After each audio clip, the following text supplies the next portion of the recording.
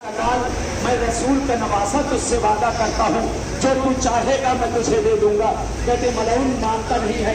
आका हुसैन कहते हैं एक मरतबा मौला जलाल में आ जाते हैं और उसके बाद मौला फरमाते हैं तो शहर रे की हुकूमत की बात करता है, तुझे मलऊन आलम शहर रे के जगह का एक गंदे एक दाने गंदुम भी मुझे खाना नसीब न करेगा, तो ऐसी मौत मरेगा कि तारीख तुझे याद करेगी। कहते हैं बात आगे बढ़ती चली गई, लेकिन ये मानने के लिए तैयार नहीं होता।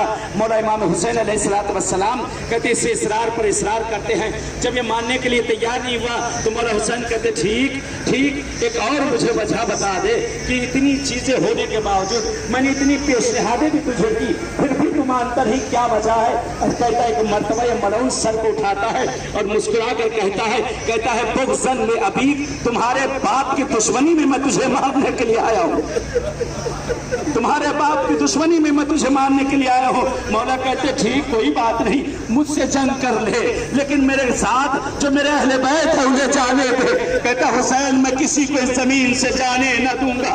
कहते मौला इमाम हुसैन कहते ठीक अच्छा है, ठीक अगर अच्छा है ऐसे ही होना है तो हमें आज एक रात की मोहलत दे दो।